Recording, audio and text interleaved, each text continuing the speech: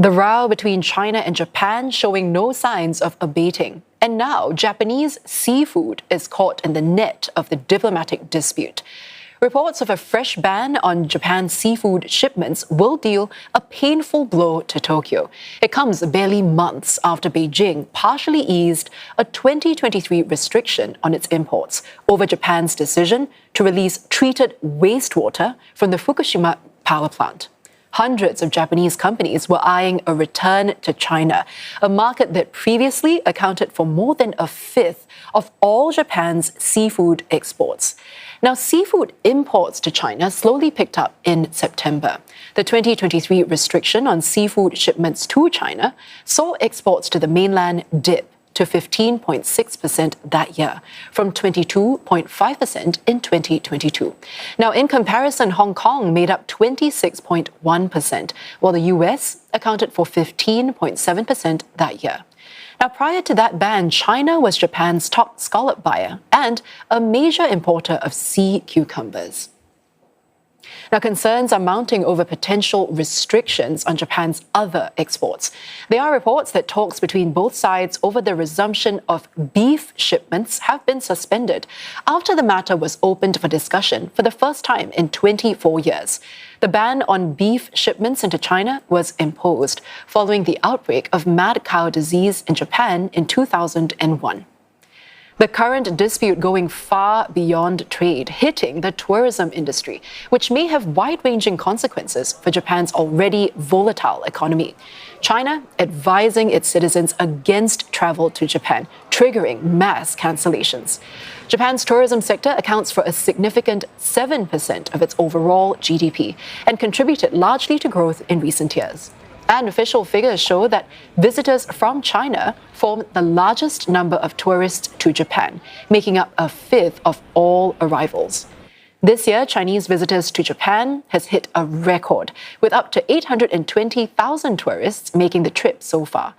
The escalating row, however, could see numbers dip, and more than 10 Chinese airlines have offered refunds on Japan-bound routes till the end of the year.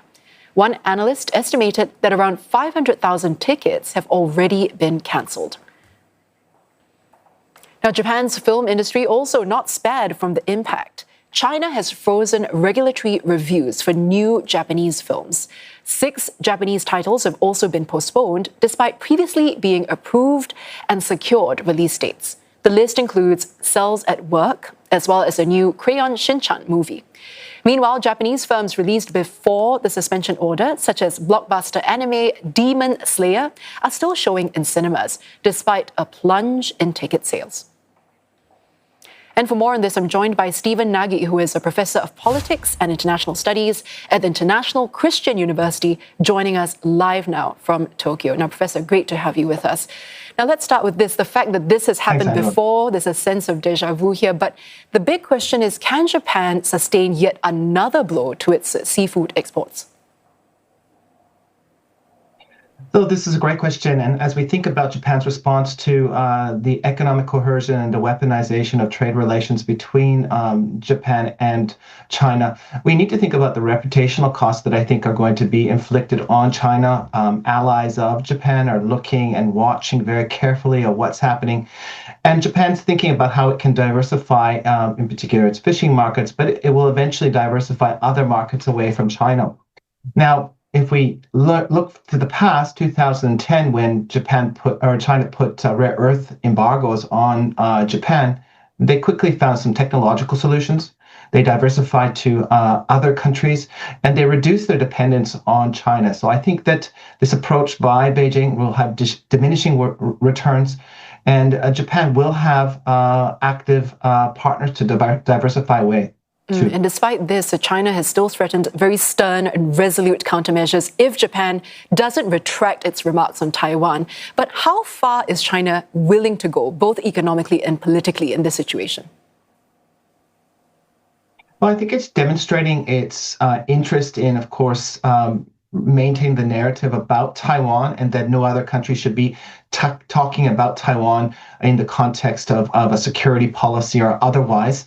How far it will go really will depend on how much control it thinks it can get over Japan. It has not been able to do this to the United States, that has made comments about Taiwan. It has not been able to do this to the G7 that's included comments about Taiwan as an international public good.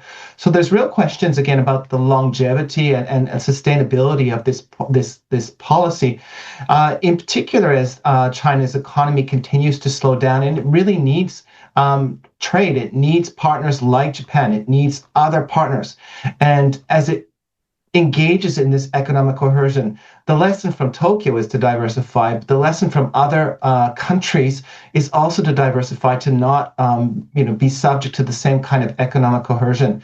So I think Beijing was in the short term hoping that there'll be a change in the Takaichi position in terms of saying that Taiwan contingency is a Japan security contingency, but I don't think this is going to happen. One, Takaichi support is sky high, and two, relations between the United States and Japan at the security level and comprehensively couldn't be better.